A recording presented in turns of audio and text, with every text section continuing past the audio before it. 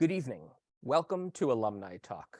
Please welcome Kira Tirana Barry, Columbia College, class of 1987.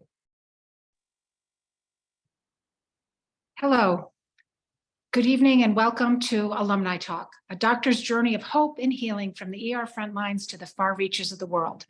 Alumni Talk is a virtual speaker series featuring prominent alumni who share their knowledge, insights, and wisdom with the college alumni community on important and critical subject matters. This event is presented to you by the Columbia College Alumni Association. I am Kira Tirana Barry, as mentioned, class of 1987, and I'm also president emerita of the Columbia College Alumni Association. The Columbia College Alumni Association is a community of accomplished independent thinkers inspired by one another and by our shared experience as Columbia College graduates. Together, we connect remarkable people and ideas together, creating opportunities to have a positive impact on our college, the current students, our university, and our communities around the world. Before we get started, please note, if you'd like to participate, the Q&A during tonight's discussion, please enter your question, including your graduation year, into the Q&A box on the bottom of your screen. Your entry will only be visible to the facilitator. If your question is selected, we will ask the question on your behalf.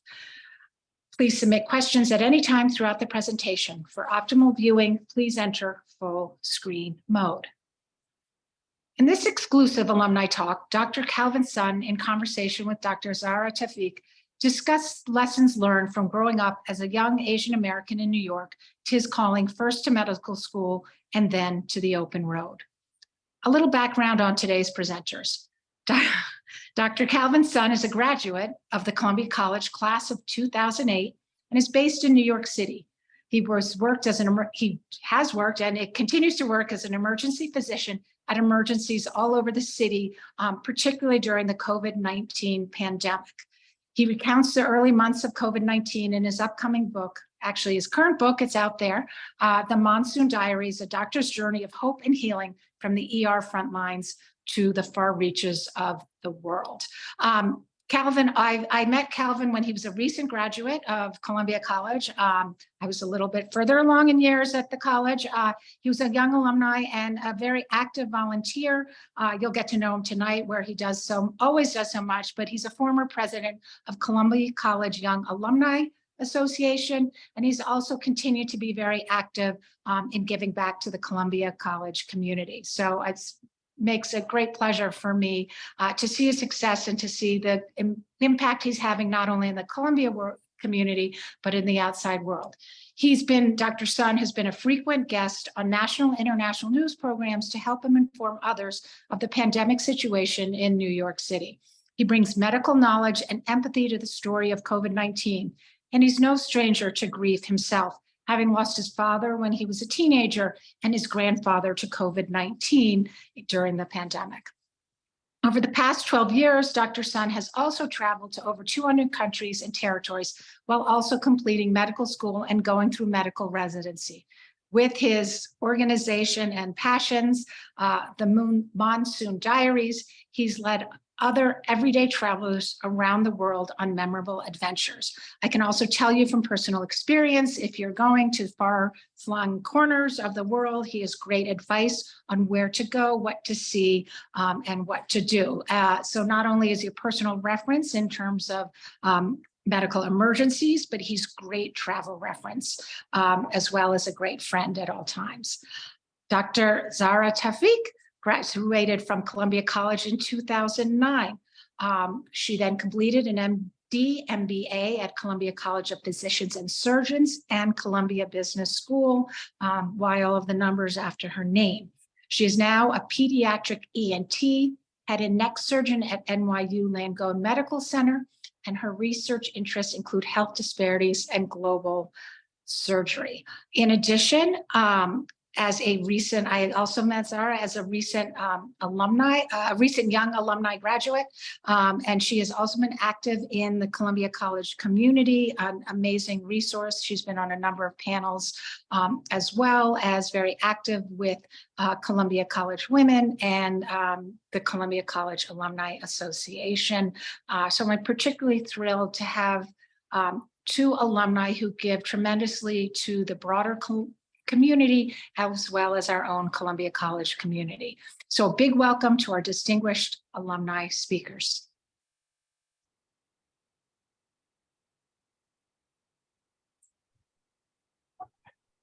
Just unmuting here. Kira, thank you so much. It's such an honor for you to be introducing us. I have always looked up to you so much in everything you do for the college and as a friend and as a person. So we're really just so honored to have you introduce us. Everything we do for the college, we probably do it because we saw that you do something similar and just want to be like you. So thank you very much. So today I'm so excited to be here with you all and with Dr. Kelvin Sun. As Kira said, my name is Zahrah Taufique, and I'm again so excited to be here with you all. Today we're going to be talking about a variety of things, about life as a Columbia student, about being a doctor during the pandemic in New York, and really focusing also on this wonderful book written by Kelvin Sun, answering some of your questions, and that's the plan. So Kelvin, or Dr. Sun, thank you so much for being here with me. I have known you, I did some quick math, some back of the envelope math, and we've known each other, I think, for about 17-ish years, which is kind of mind-boggling. We met on the campus of Columbia because we had a mutual friend who you dated, and we also had many other mutual friends. You were a year above me at the college. We also interacted on CCSE, and I remember thinking to myself, how does he do it all?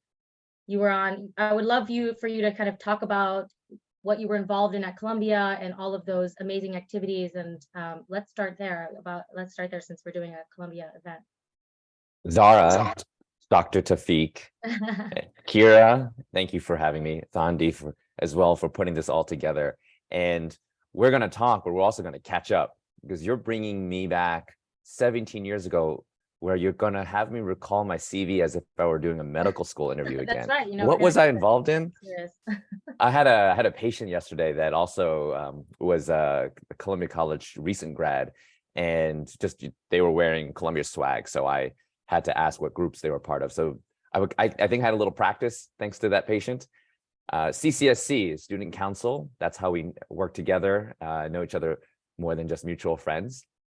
I was also president of the Asian American Alliance, founder and the first director of the annual Culture Shock show that AAA produces. I was one of the teachers at the Columbia School of Mixology since summer after freshman year. And I did it all 4 years, 3.5 years afterwards. I was also a breakdancer, a member at large on Raw Elements, and occasionally a guest dancer with Bhangra, and I was one of the first male dancers on See You Doom in my senior year, right before I graduated. And I also was the founder of the Columbia University National Undergraduate Film Festival. I think that lasted only 3 or 4 more years after I graduated, before I think it's now defunct. But since then, also been coming back to campus to make a lot of videos for on-campus organizations up until 2014, 2015. I think those are the ones off the top of my head. I think of the stuff like OCM and a little bit of event stuff like Day Out Against Hate, I also was peripherally involved, as well as all the greater university things. The crises at hand, I was always part of the meetings that had to deal with how to address them in the moment. Yeah, so. there's always a crisis, at Columbia. So it's a lot to do.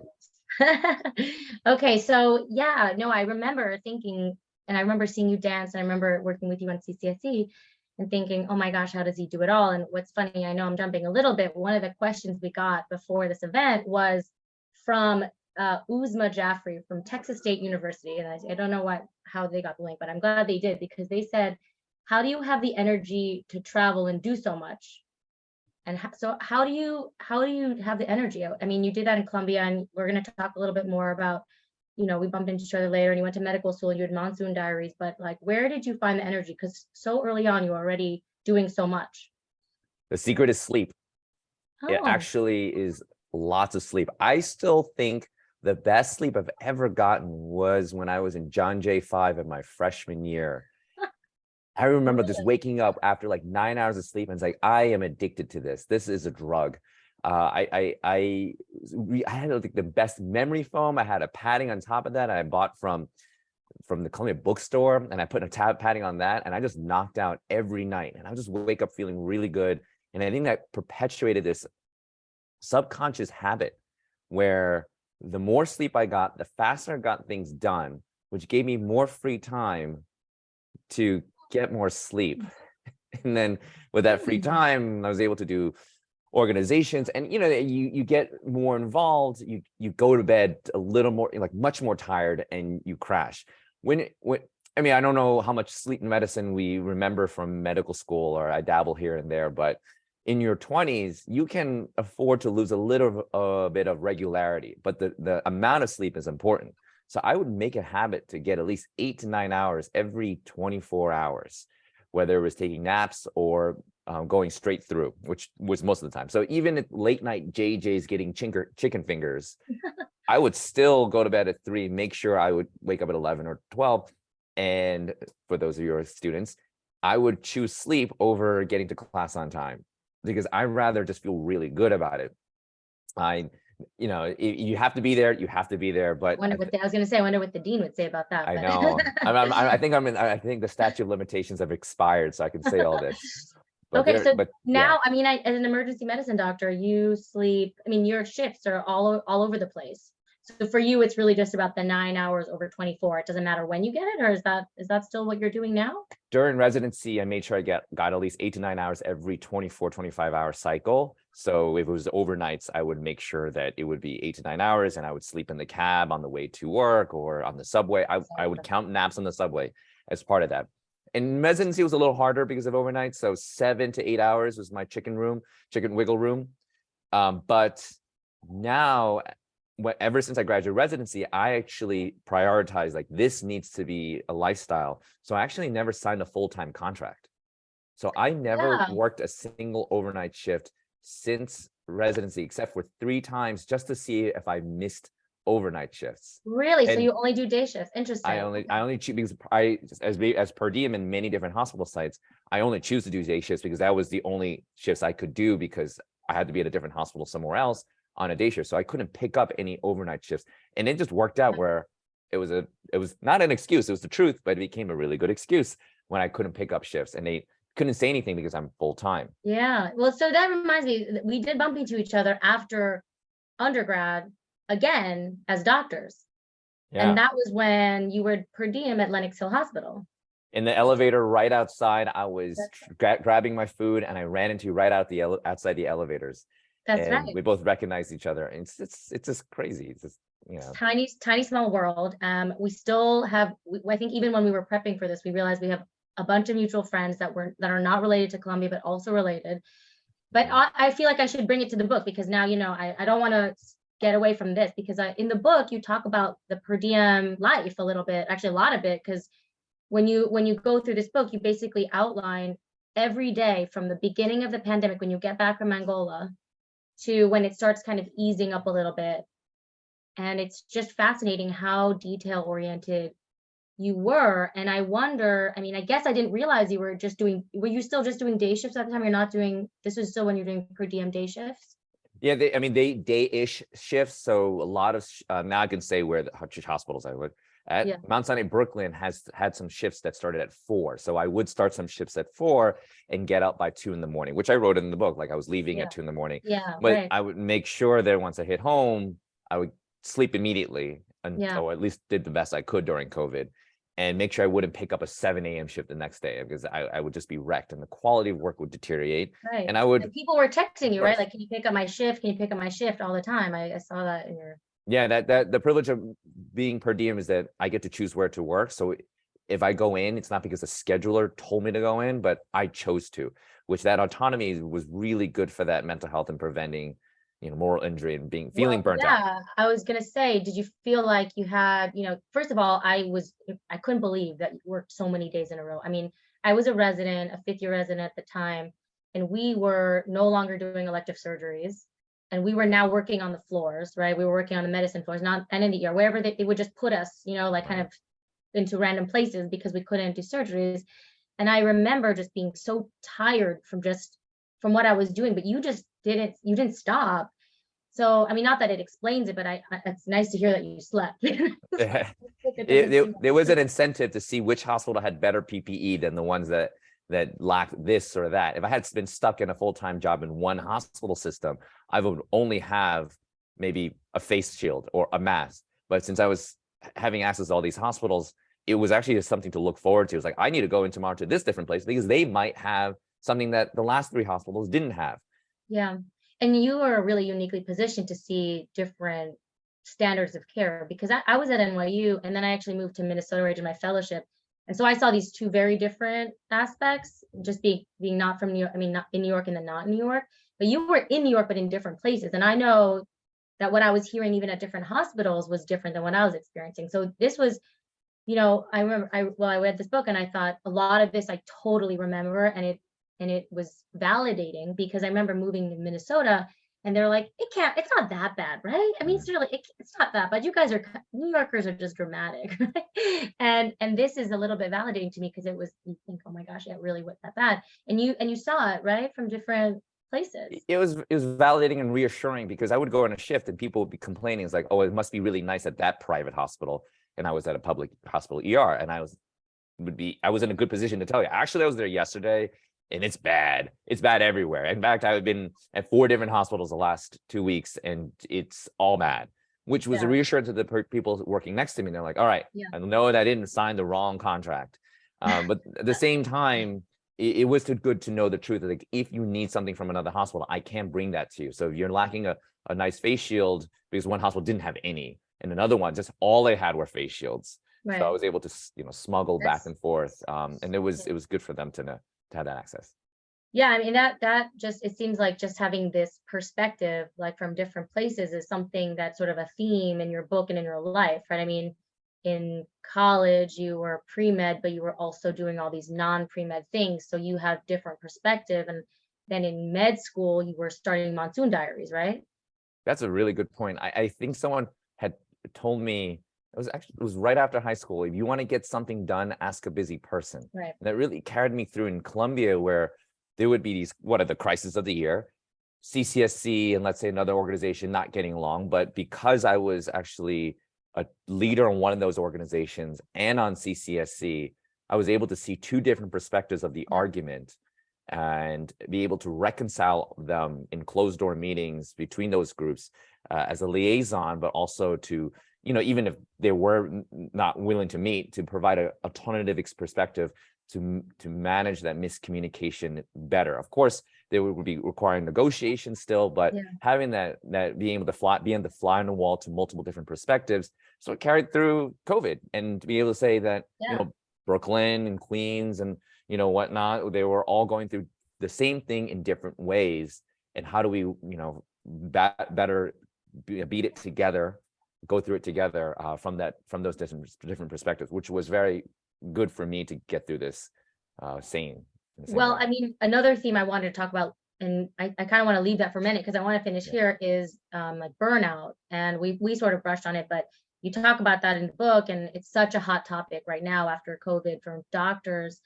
But in terms of just the dichotomy still thing, is you have also been, that kind of how you're saying you kind of have had to navigate being in different sort of, I guess, positions. You also have done a lot of work in the Asian American community as well. And I think that's a really interesting thing that you don't really talk about too much, except for I think a couple sentences about maybe racism in the places you were. Mm-hmm. So how has that been? How have you navigated that? And how have your maybe experiences at Columbia or maybe med school or whatever kind of informed that work? If it were obvious to you, that scene was at the hospital that we ran into each other at. I'm not such as the name and everything. For those of you who read the book, now you know. So that's interesting. You brought that up because, you know, to have that that siloed experience is, I think, one of the major contributing factors to burnout, or what I like to call moral injury. If you're doing the same thing over and over and over again without any sense of purpose, in fact, you feel you've been disenfranchised, and yet you're still trying to do the same thing and hitting your head on the wall without any end in sight, or even a sense of, you know, a meaning into what you do, because the feedback that you're getting is whatever you do is meaningless, then you're going to get to that point of moral injury much more quickly, because you know, not only do you feel lack of purpose in what you do, in something that you used to find purpose in, but you're doing it to yourself. So you feel, I'm not saying that's the case, but you feel you only have yourself to blame, when it's the system that created the environment that led you to that moral injury much more quickly. To do many different things, to have many perspectives outside medicine, which is why I tell so many people who are in medical school, even as a medical student, try to do one non-medical thing every day, to get that understanding there's a bigger world outside of the thing you do every day in the hospital. Gives you a better perspective of why you do what you do. So being an Asian American, working in activism, seeing the Asian hate that was happening outside of the hospital walls, having my experiences, having traveled so regularly as a habit since medical school, allowed me to see everything I do in the emergency room with the bigger lens perspective of the world outside it. The thing that I was doing in the emergency room had a ramification of all the things that was affecting the community outside the emergency room walls and the world. The things that we were seeing for COVID could impact what people were watching from around the world to better impact them. But I was able to feel that because it was already a part of me from all the habits that I made of constantly doing something non-medical. It's kind of like what we talk about, the core curriculum. Nobody paid me to say that, but it's true. No matter how much we try to, you know, get by the core curriculum, the things that we learn from that colors our lenses, how we see the world and perceive it differently. And I do feel that the education I learned from traveling so often as a medical student gave me a bigger perspective of the work I did during COVID, so I wouldn't get to burnout as quickly. Well, you said something funny when we were talking earlier. You said that traveling almost got you kicked out of med school, but it also kept you in med school, right?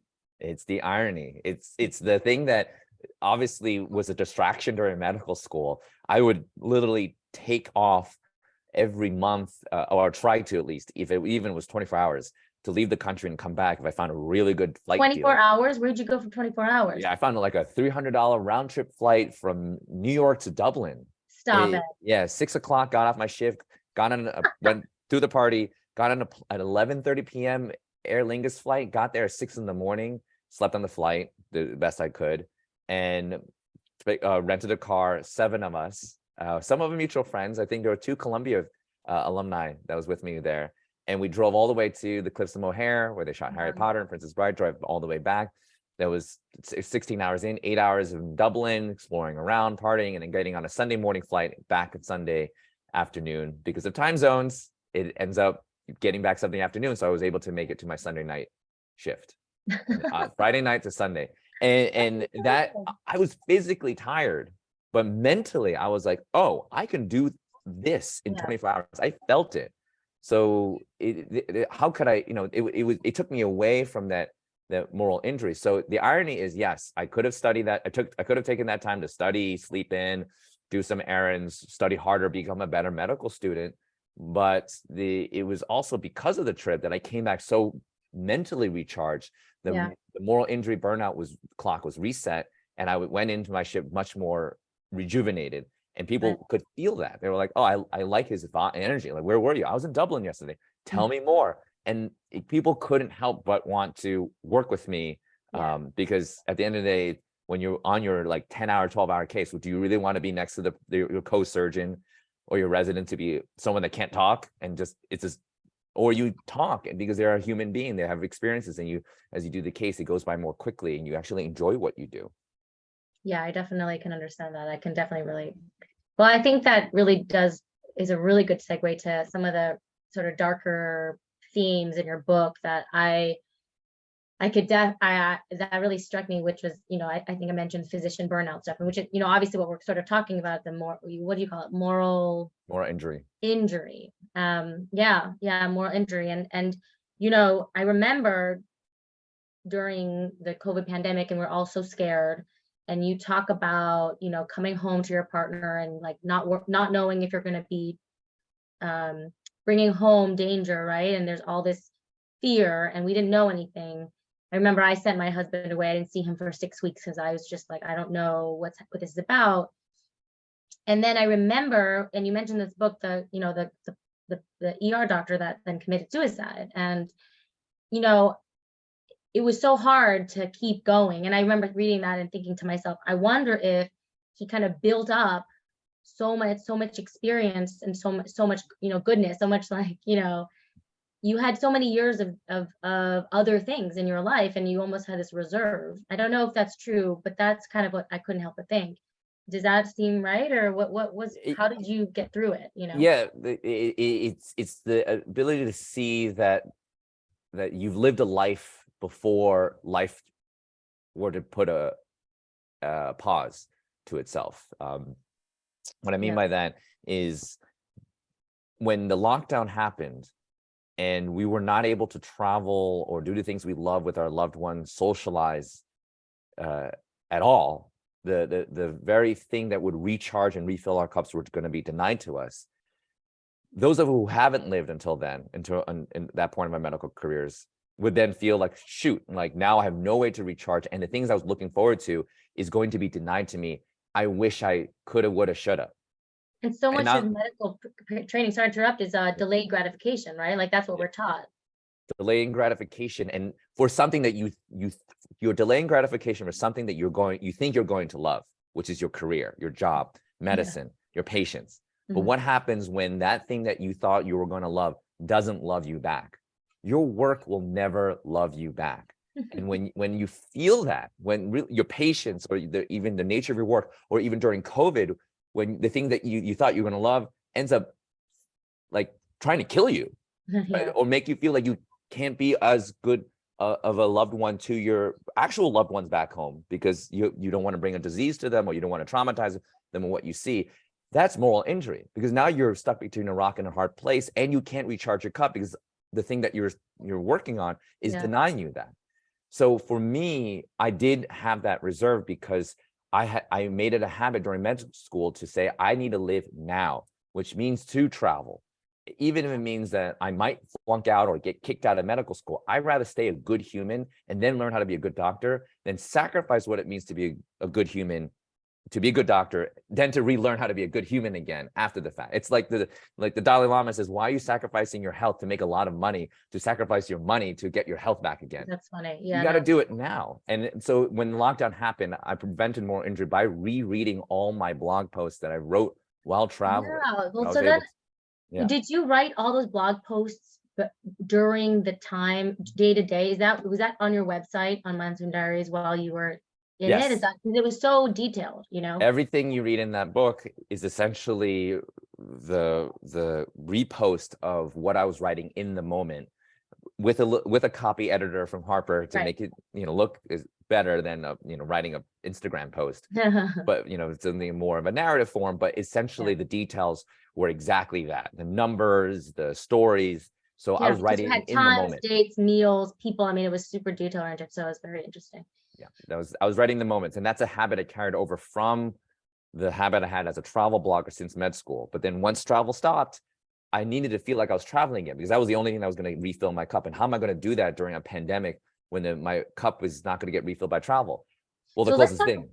Let's talk about travel. Oh, sorry, go ahead. Yeah. The closest thing was to pretend I was traveling again, but this time, instead of travel blogging, I was COVID blogging of a new experience and a different kind of adventure. The kind of adventure I didn't sign up for, but that's how I was able to convince myself to keep going.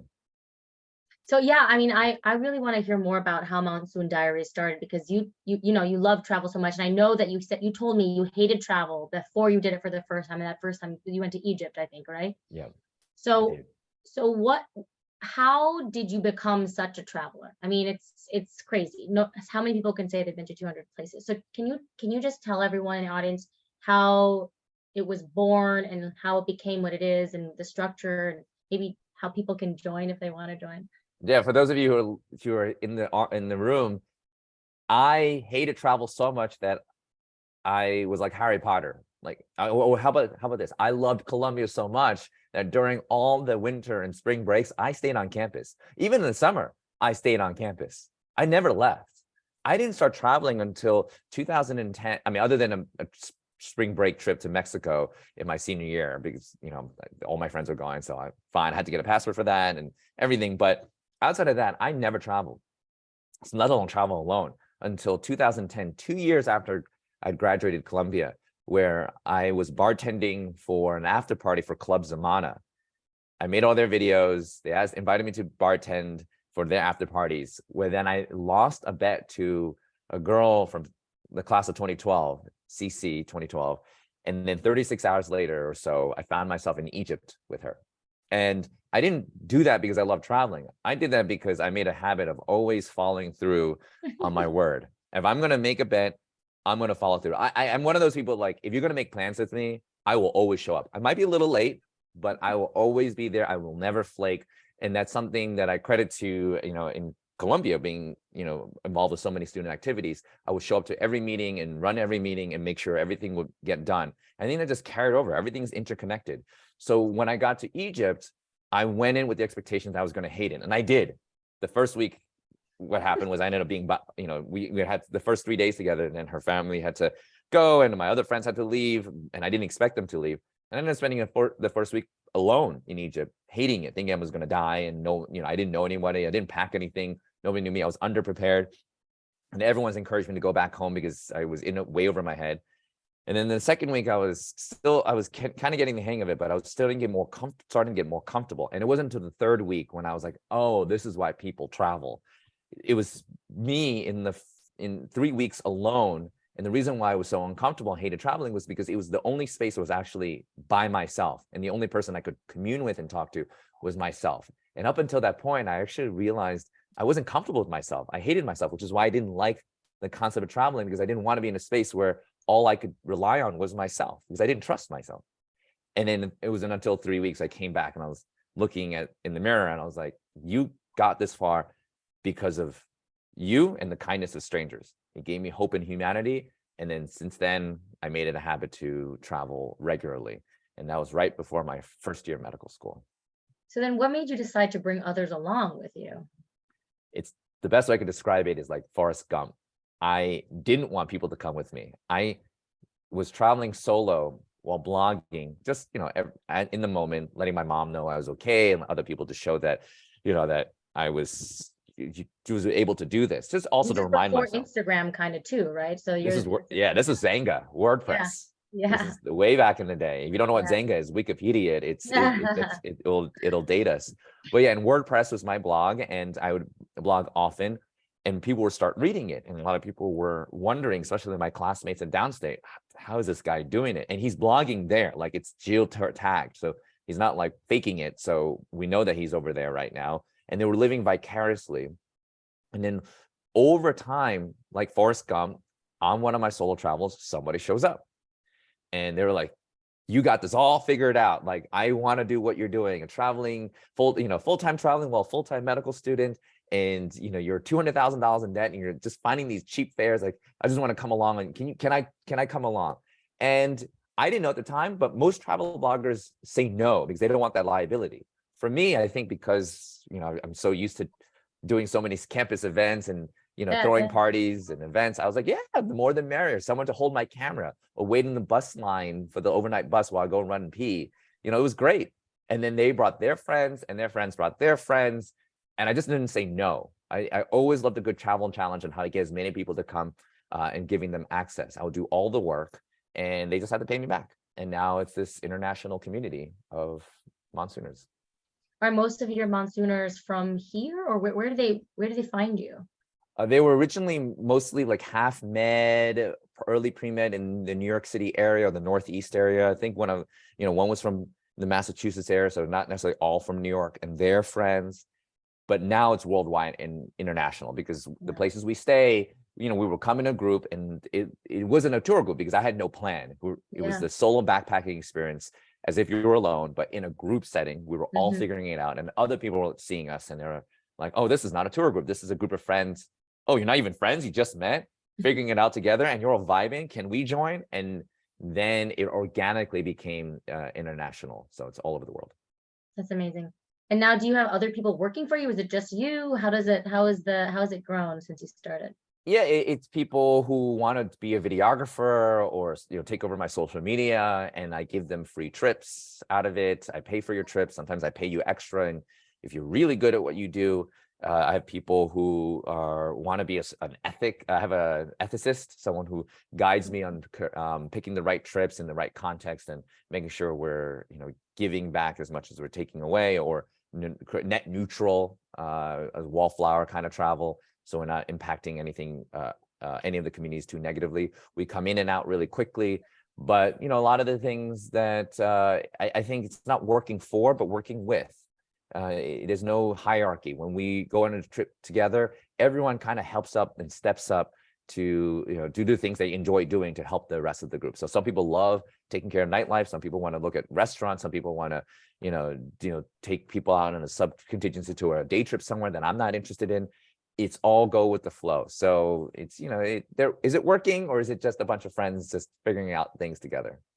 And there's some questions coming in that I actually want to join in that is relevant to here. So we have one from that one's gone. Maria, what are your top 3 favorite adventures and why? Well, it's hard to beat the first one, Egypt. Okay. It's just the first 36 hours there. I was with people. I was with someone I just met, and the adventure of riding on horseback.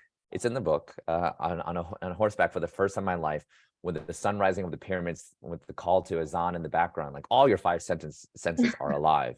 The country that I go back to over and over again, or at least the region, is South Asia. So especially in India and to a degree Pakistan, every day was a story because there's just so much chaos, and it was the closest thing to actually the closest thing to living in New York City, which is where I'm born and raised and from. And the reason why I love New York is every day you have a story. If you're bored in New York, you're doing it wrong. True. So true. And I in love India, that. yeah, it's just every day, every time I'm there, every day something happens, and it's usually a serendipity. I would run into someone that I met 2 weeks prior, whether it was in India or outside of India, and it's just wild how things just makes you believe in magic in the universe. Right, I know. And you do talk about serendipity, and a little bit like your friend who told you to take the MCAT instead of the GRE, and that's how you ended up going to med school. I mean, I totally agree that there's so much serendipity and so much, universal kind of pushing, right? Pushing and telling you to go and do stuff. So I totally get that. But I don't want to not ask questions. So I'm going to start asking a couple of questions, then we'll talk a little bit more. So we have one from Bill Dorsey, CC71. I worked as a clinical social worker in a hospital and an emergency department for many years. Seems like staff are feeling burned out more quickly, especially with the stresses of COVID care. Besides sleep, what do you recommend for emergency department staff to care for themselves and maintain their passion for their work? And I said, besides sleep and travel, I guess you might say. Or maybe Bill, it's sleep and travel, but even more important than sleep and travel, Bill, it's the habits. You have to reorganize. If you are asking this question, it's a sign that it sounds like you want things to change. And it's going to be very hard until you recognize what's getting you to this point to ask that question. There's a series of habits it's been ingrained in you that you want to alter a little bit, so you produce new habits that may get you a point that you feel more satisfaction in your work. I'm no big fan of cold turkey. I'm not asking people to quit your medical school and travel the world, or don't travel the world and focus full-time until you become an attending so you have the resources to travel. Do both. You can live now, but that's easier said than done, unless you realize it stems from a series of habits you ingrain, and it's going to be very hard in the beginning.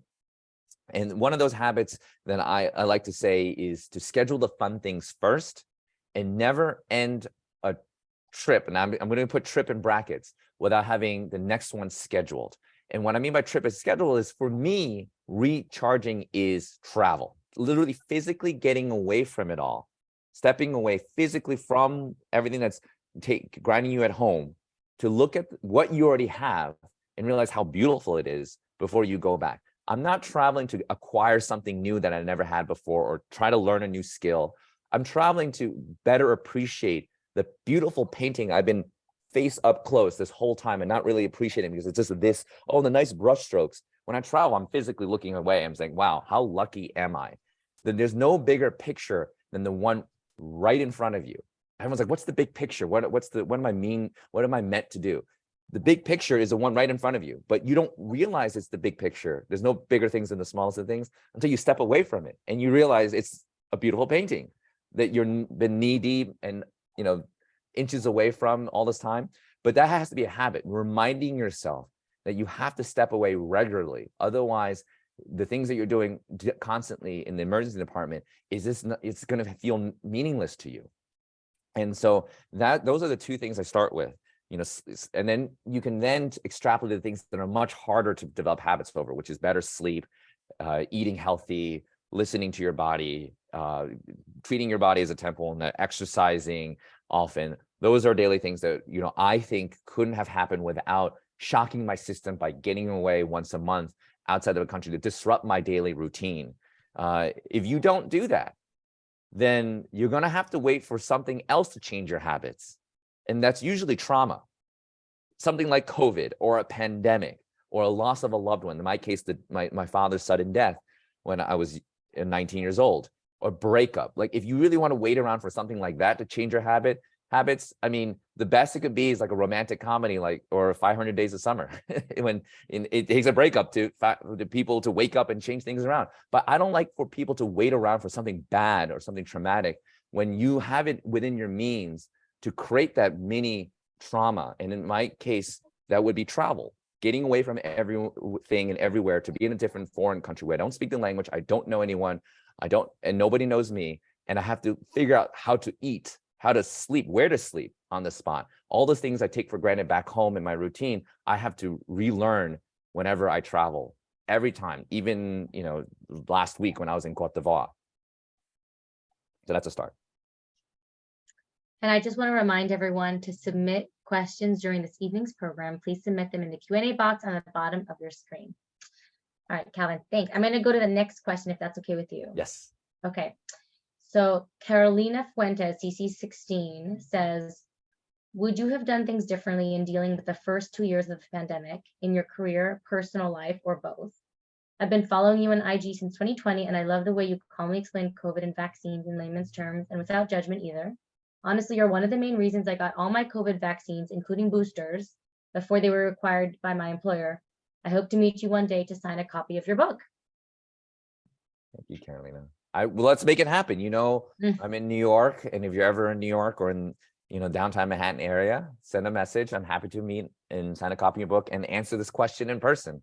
But if you're not here, if you are here, I'm happy to say, what would have I done differently? I'm interested to hear, how would you have done things differently in the first 2 years of the pandemic?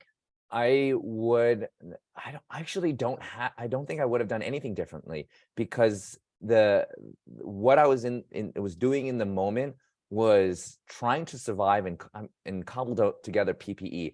And had I had all the PPE in the world, I don't think I would have been able to be to create that PSA that I need PPE to get all the donations I was going to get from all my friends around the country and even strangers, to give me that faith in humanity back. Like, that was one of the most beautiful moments when people sent me so much PPE that they had from around the country. I mean, that would have been my answer. Oh, I wish I started with more PPE, but I didn't. I really wouldn't have done anything differently. I wish I wrote more. I wish I had taken more photos of what was going on.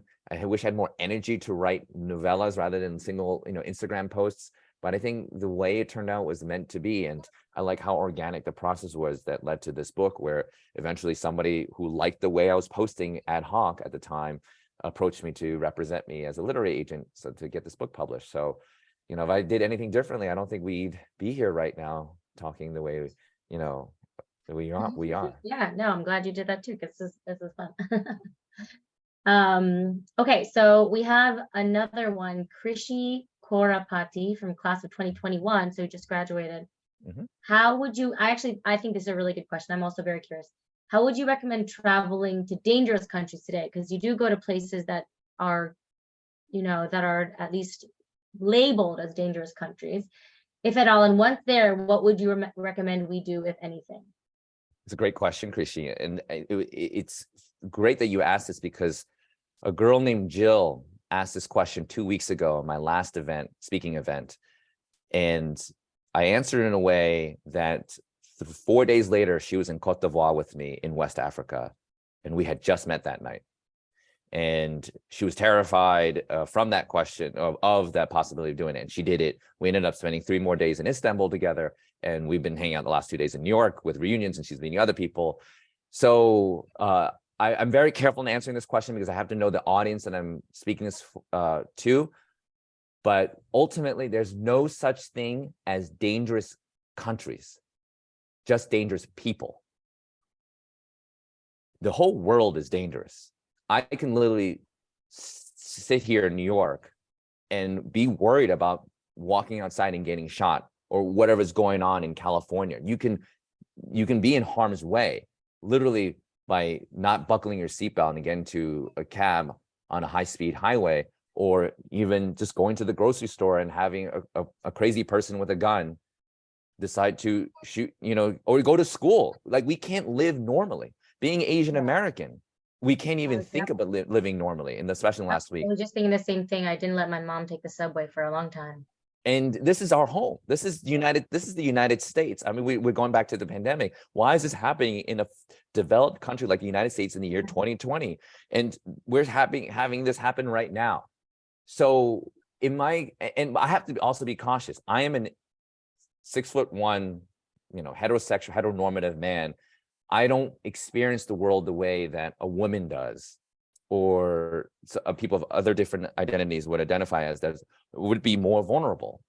People of color, people of different demographics. So I'm not going to tell you that, oh, everything is fine. I do know that women will have to think way more about how to get home safe than I would in the streets of New York. And that would be the same case anywhere in the world. So the answer is, it's already dangerous here for all of us, especially if you aren't of an identity that has privilege. The intersectionalities of our identities and what we experience already affords us these experiences to treat even our home with caution. And if that's the case, you can either choose to not travel and let that world define you and your actions, and just accept that you can't go anywhere, and just, in that case, stay home. Don't breathe air. You might catch COVID.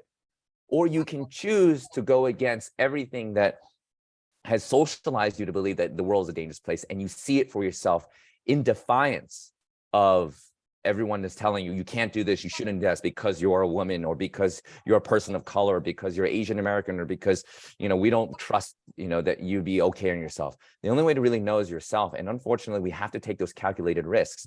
So when I choose these countries, there's a lot of research that's been done to them. I'm not just going to them willy-nilly. There's a lot of calculations involved in when I'm going, who I'm going with, the local guides, whether I'm using them, what the climate is, the political, and being willing to change it on the spot.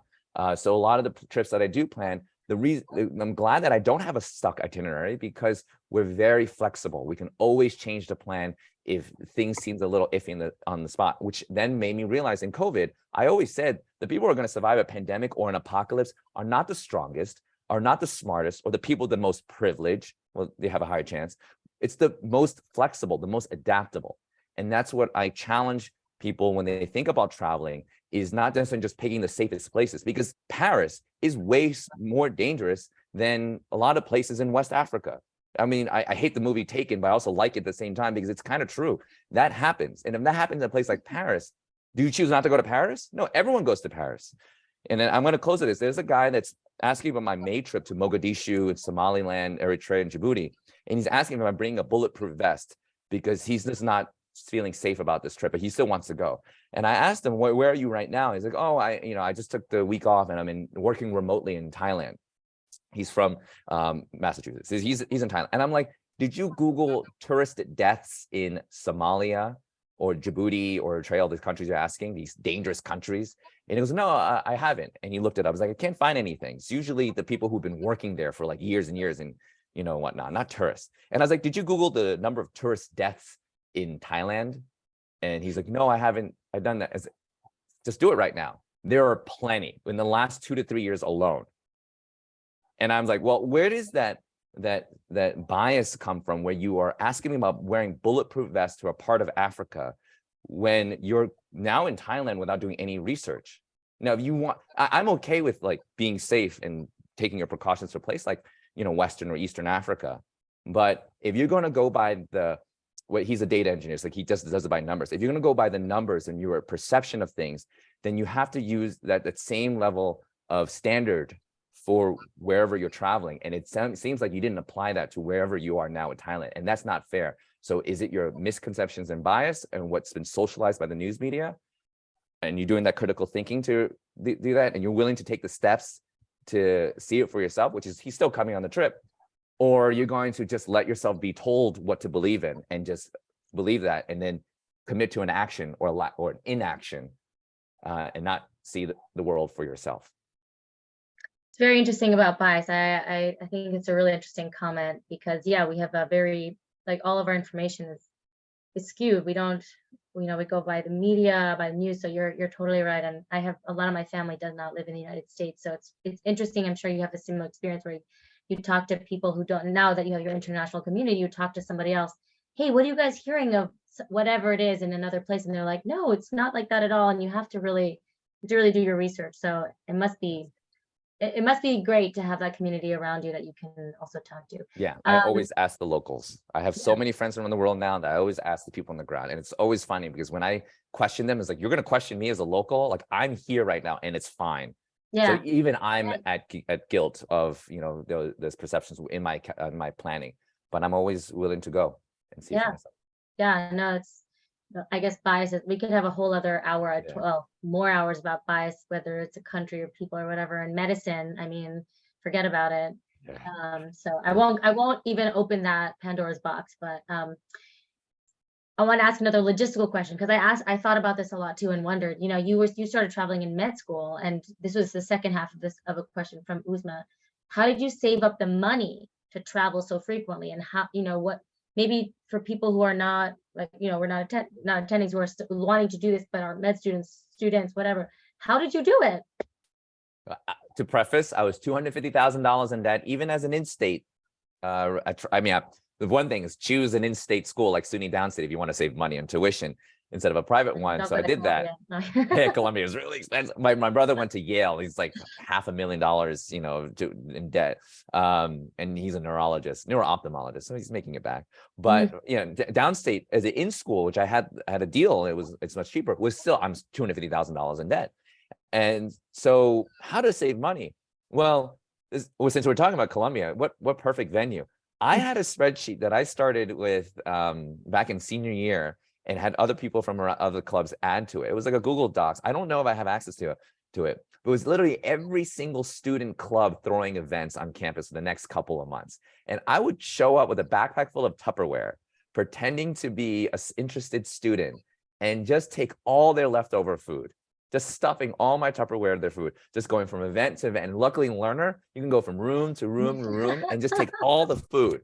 And I never had to spend money on food for like all 4 years in med school. So smart. I did that in medical school. I would throw parties at my place and have people bring food like potlucks, and I would eat all the leftovers. When it was a rainy day, I found out that people brought umbrellas to parties on a rainy day, which meant that a lot of them would leave it behind. So I never had to spend money on umbrellas. I mean, obviously I was like, they didn't want to leave umbrella, but it was always 4 or 5 who just didn't want their umbrella back. So I haven't spent money on umbrellas. Those are little examples of how little things just add up. I'm going to go down the karmic totem pole. I would take out loans to buy books, student textbooks, medical textbooks. I would scan them all to digitize them to share it with my classmates in my class. And then I would return them all. And I would get the money to travel. I had the textbooks. And it was a time with scanners. And, you know, I had a scanner, it was Xerox in the school, and I would just use it and I would digitize, turn them PDFs. and save money in the textbooks or refund them. It's what we do with CME sometimes. But those are little things we did as a student to get by, to afford the things that we do. And that was what I did with traveling. When I was coming to if you have an apartment, you can sublet it on Craigslist to get money while you're away. You'll find anyone who'll take your apartment for 1 week or 2 weeks if you trust that, or you have that at your disposal. And then when it comes to planning travel, I would make sure I would only pick really cheap trips. So, if it was, I'm not doing $1,600 round trip flights. I would never spend more than $700 as a medical student, $700 for a round trip flight. And I would find New York to Hong Kong for $400 round trip. New York to Hong Kong, Hong Kong to New York, $400. The only catch was I had to fly there for 20 hours. I only had 20 hours there and fly back for 20 hours. Wow. But it was worth it because I met some of my best friends during those 20 hours that have come travel with me. So it was a great investment. That was my first year in medical school. I only spent $400. Didn't need to spend money on a hotel room because I only had 20 hours. Just left my bags at the airport. And it was great mileage. So I got a lot of miles out of it, and then they'll upgrade you if you do enough of that at the time. So, I was also what you plan as well. And I would only choose Southeast Asia, South America, Central America, places where I would spend, if I had to stay a place, $10 for a hostel or $3 for food. And actually, ironically, spend less money while traveling than if I had stayed in New York and spend like $50, $100 on meals and, hanging out with friends or while I was a med student. Right. I ended up saving money, actually making money accidentally while traveling so often in medical school. Yeah, if you're subletting your apartment, yeah, that makes sense. I mean, an apartment in New York is like $100 a night or whatever. It depends where you're You'll staying. Find somebody who wants it. And at the time, there was no Airbnb laws, so you would just like, hey, just crash into my place. There were a lot of people who do rotations. They would pay like, I'll stay. Right. I'm working in Lenox Hill. Can I stay at your place? And I'll pay you $200, $300 while you're traveling. I'm like, great, yeah. That way you don't have to do the commute. Yeah, so it sounds like you just really prioritized travel, and you found ways, you didn't prioritize like going to restaurants, whatever. It was what you prioritized, and you made it happen. So, and the universe will conspire with you. It's very alchemistic to make it happen. We'll talk about that another time, but I agree with you with that. So we have another question from someone from my class, Annie Ma Weaver. Hi, Annie. Hey, Annie. Hi. Miss you. Looking ahead 5 years, what would you like to tell your future self to tell yourself now? Never, ever have a 5-year plan. Doing great, focusing on the present. If I had a 5-year plan and everything came, I'm a very, ambitious, optimistic kind of guy. I think I'm from New York. I want like the best things for myself. If I actually manifested a 5-year plan, it would probably be pretty lofty, but I never have. But if I were, let's say to commit to that, and it actually, everything came true. Let's say I even I want to win a Nobel Prize in 5 years, and I win a Nobel Prize in 5 years.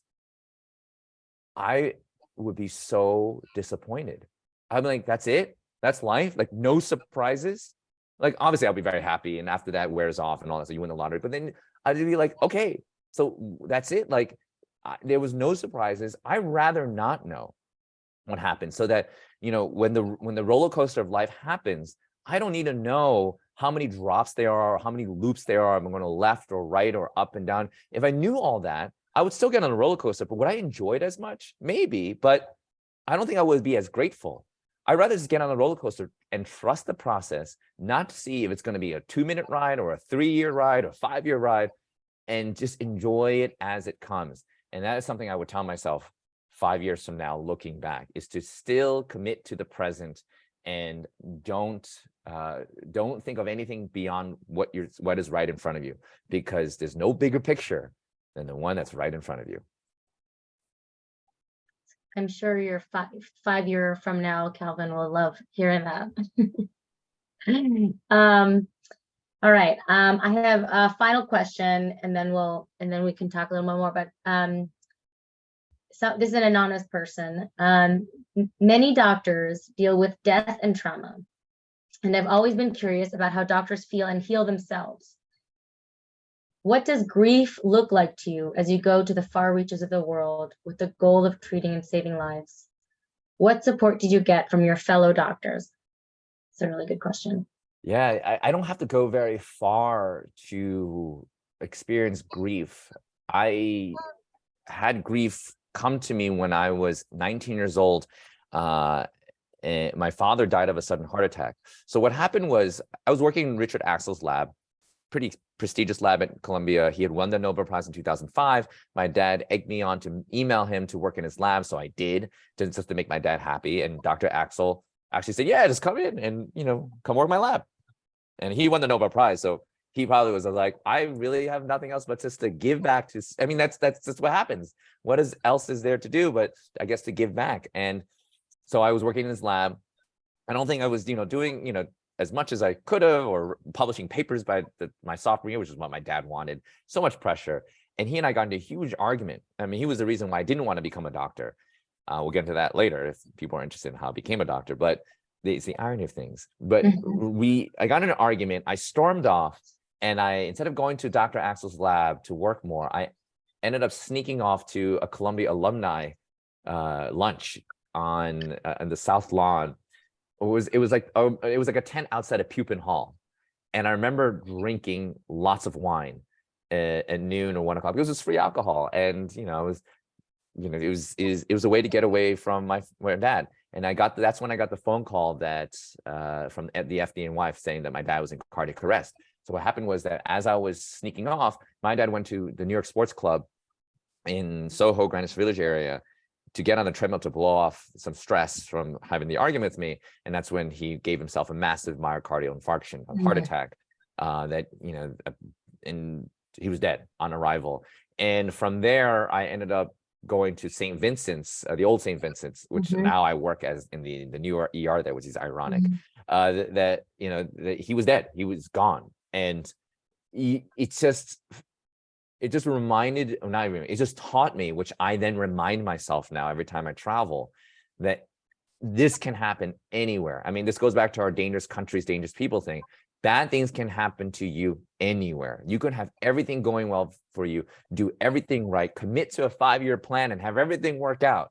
And then life and the universe will sucker punch you so hard that you never want to commit to a plan again. I mean, if you want to make God laugh, make a plan. Or in Parasite, the best plan is no plan. And I really believe in that, because I could have everything planned out, and we create all these contraptions to make sure life is as stable as possible, the bubble stays intact as much as possible. But that's not the real world. And one day they're going to take it all down, and you're going to have a reckoning of realizing that the life that you spent so hard in trying to stay in a bubble is not real.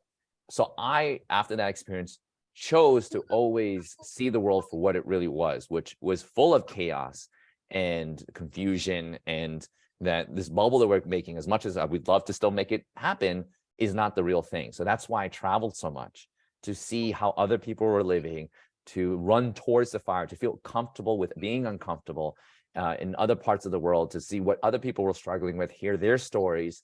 And at the same time, I would bring my dad's camera lenses that I found right after he died. I was cleaning out his closet, and I found his camera lenses that I promised I would use one day. And it wasn't until 4 or 5 years later, when I was in Egypt, that I brought his camera lenses with me. And I still bring them with me to this day. So I bring the grief with me. I run towards the grief. When bad shit happens, I don't run away from it. I don't try to hide from it. I address it head on. And I mean, that's great for work conflicts. And when you have issues with your team, I am not shy of confronting on the spot, so that we can communicate it and talk about it now, rather than letting it fester.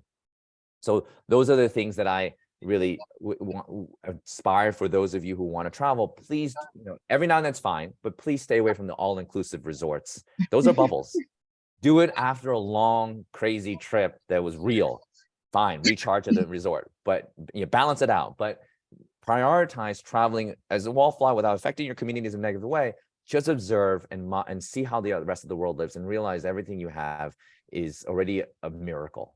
That everything that we live in is a miracle. And that's the irony of actually carrying grief and running towards grief, is that you realize that everything that is happening right now, even this conversation, is a freaking miracle. I can't believe this is all, and you're just being more grateful. This disbelief and magic in the universe. And yeah, it's kind of like the dichotomy we're talking about, right? You can't really appreciate the high highs without the low lows, and the lower the lows, the higher the highs. I mean, I think it really wraps up everything perfectly, because we actually have to wrap up now. So I wish we could talk about how you became a doctor, because I remember that you also rotated at Bellevue and we never bumped in there, but our paths have just sort of been in the New York medical scene kind of parallel for a while. I'm gonna end with a final comment, because this is another wrap up. But Bill, who you asked earlier, answered a question for, said, "Thank you. Everything's been great advice." He was fortunate to be able to continue playing music outside the hospital, and you and I play music. We didn't even get to talk about that. You're a jazz pianist.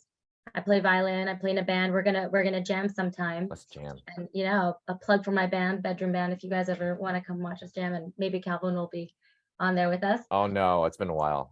All I have is Gershwin. This is my equivalent of your emphasis on travel to get away from work. I always ask people what they do to fill their cup. So thank you so much, Bill. Calvin, do you have any final comments for our audience before we really wrap it up? Thank you so much, Thandi, Kira, Zahrah. We're all a family here. And for those of you who are in this room, especially people who are not in Colombia, Maria, who has traveled with me, she's a mother that signed up on the spot for a 5-day trip in Central Europe. She left a comment in the Q&A that I want to just highlight. Maria, I miss you, and it's been a while since you've traveled with us, but I'm glad you're still here with us in following along, and I'm looking forward to the next trip together. But those of you who are also part of Colombia, just know that you're in a small world, and in the things that you are learning, if you're still a student there, it's a microcosm, and the things that you're learning right now may make zero sense to you. But if you just trust the process and believe that you're supposed to be there, those of you who are struggling in burnout and moral injury, to believe that you're supposed to be there, you belong here, the universe will make sure that it'll make sense to you one day when you look back. Right now in the moment, it may make no sense when looking forward, but that's the point. Because life is full of surprises, and you just have to trust the process. And if you trust yourself and you go by your intuition, you'll find that the things that will come to be 4 or 5 years from now is going to feel even more remarkable than if you had planned for it. So this is a manifestation of that remarkable world that we live in, and how things just come together. When you never know, the things that I've done with Kira and the conversations and times we hung out with Zahrah, that it will come to this moment and to this event, and then we'll branch off and meet again. That's the threads of the world I like to live in, and that's the world that I would like to manifest within my power. And you, hopefully one day, will have that realization that you have that power as well. And hopefully you'll see what I mean when it's time for you to look back and realize, wow, what a miracle this world is. Amazing. And if we want to continue getting your advice, how do we get a hold of you on social media? What are your links? What are your handles?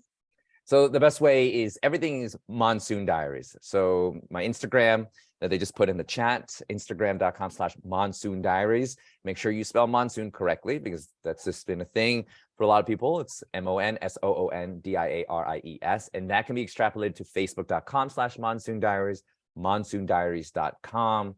And if you want to just talk to me personally, you can always reach out to any of those avenues. I'm happy to meet up in New York. Don't want to be that stranger. And also, speaking of which, I don't want this to be a one-time thing. I make you feel all these warm and fuzzy feelings. We log off, you leave the Zoom, and then you forget everything. Or you wake up the next morning, you're like, I felt all these things, but I forgot. What will make an impact is that we keep on a momentum. To have this one-time thing is not going to make a tremendous impact until it becomes a habit. So if you want to keep this as a momentum, I'm more than willing to be that speaker that you remember, that willing to invest in you as you would invest in us. So just like 2 weeks ago, Jill came on a trip with Côte d'Ivoire right after that speaking event. 3 days later, she booked it right on the spot after the Q&A.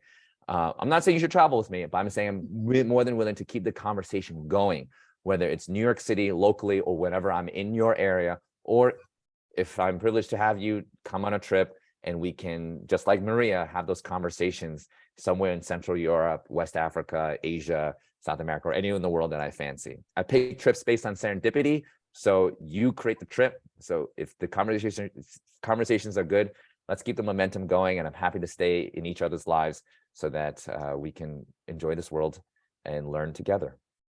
Thank you so much, Calvin. This has been so fun. And on behalf of the Columbia alumni community, I want to express my deepest thanks to you and to all of our Columbia attendees. and all our non-Columbia attendees. We encourage our alumni and student audience to stay involved and engaged with the college community and to attend the many enriching events throughout the year. Next up in the Alumni Talk series is Alumni Talk, a conversation in Black women's history and Barbie on February 9th, so pretty soon. For more information on Columbia College events, visit the Columbia College alumni website. Thank you and have a wonderful evening. Thank you, everyone. Take care.